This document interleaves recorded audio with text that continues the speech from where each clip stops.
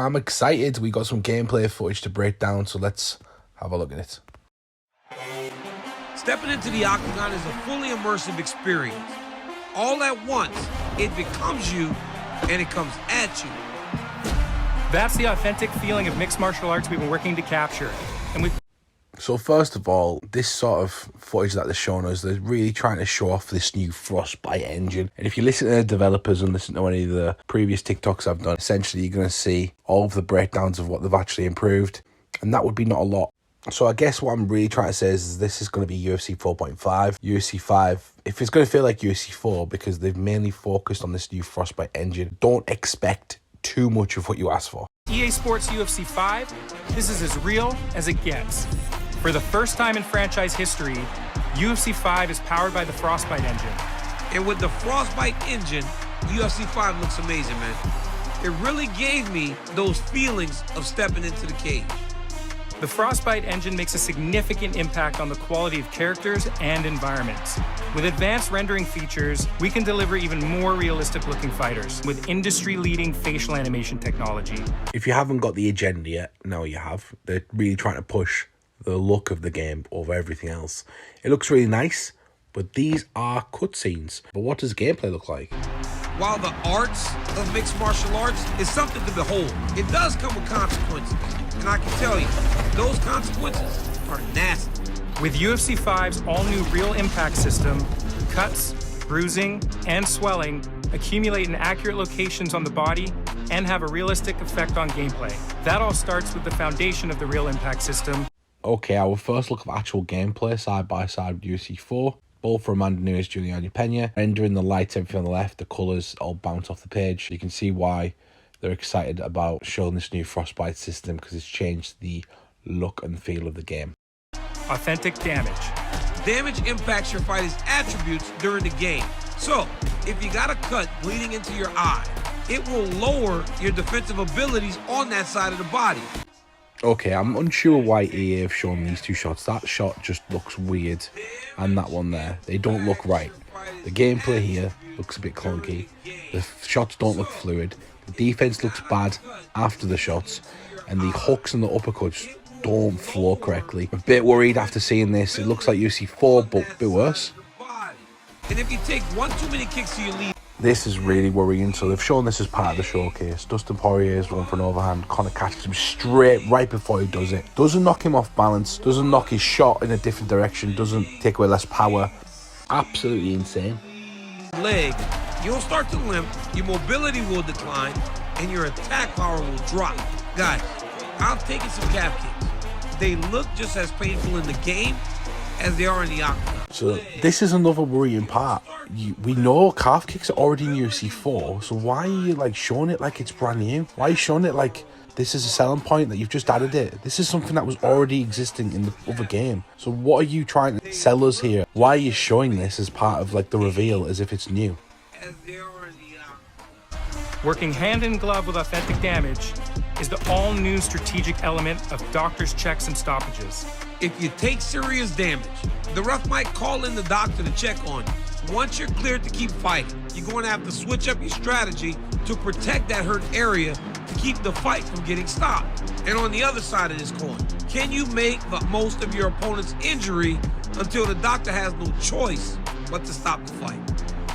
This is a grey area, so we don't understand this yet. We don't know how often it's going to happen. We don't know sort of how it'll impact the gameplay. So we have to wait for this to kind of play out before we can kind of go in and dive in and comment on it and see how it affects the sort of meta of the game.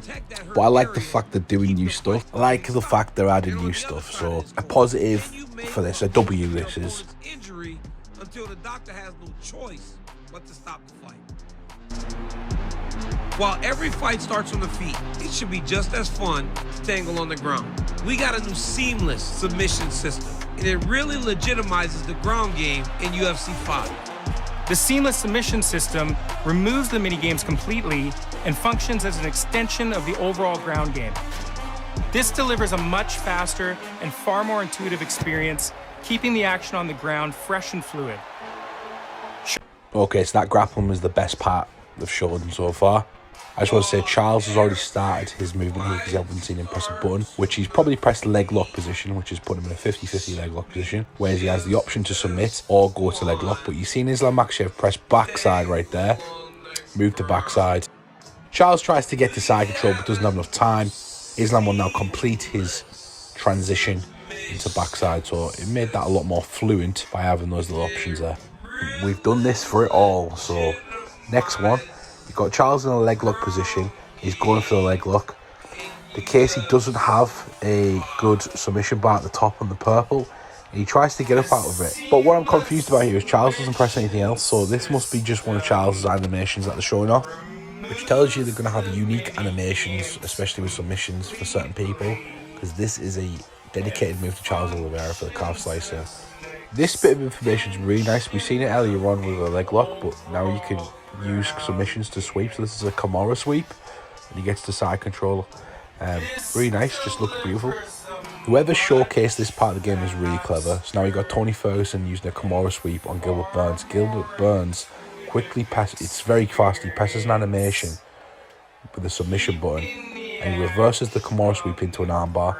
Once he gets to there, he has to finish it off by pressing it again, and he gets an armbar from Tony Ferguson trying to use a Kimura sweep. That's going to be fun. Showcasing UFC's massive presentation updates in truly innovative fashion is the all-new Cinematic KO replay.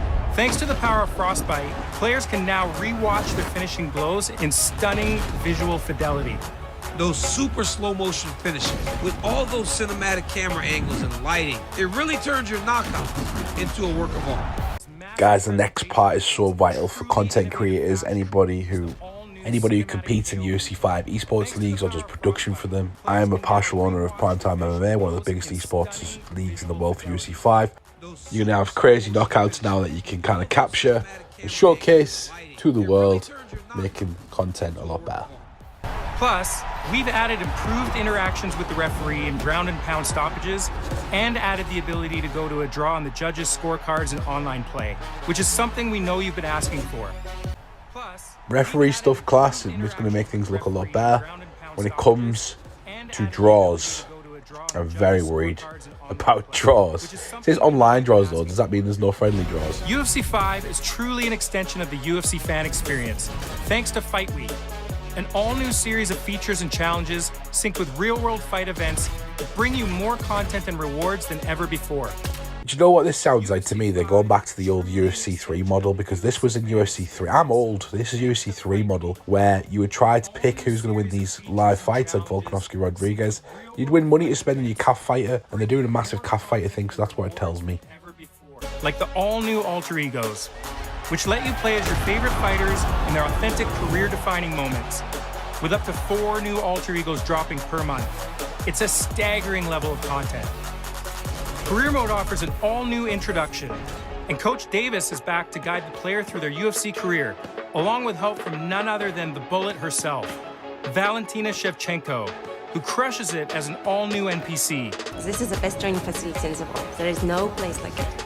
Then there are new cinematics, locations, and a refined focus on onboarding. To all the guys that love career mode, I've got some bad news for you. It's going to be pretty similar to last year. We were, honestly, they missold us the career mode last year. They give us this big package and nothing on that package was real. Do not buy it just for career mode. If you're a career mode person, this isn't going to be what you want it to be. It's going to be very similar to last year. And last but not least, and trust me, it's not least, if you pre-order UFC 5, you'll receive a roster of legendary heavyweight fighters, including Muhammad Ali, Mike Tyson, and the last emperor, Fedor Emelianenko. Fedor? Come on, man. That's too good. Thanks for joining us, DC, and thank you all for watching. We're excited for you to find out for yourselves that UFC 5 is as real as it gets.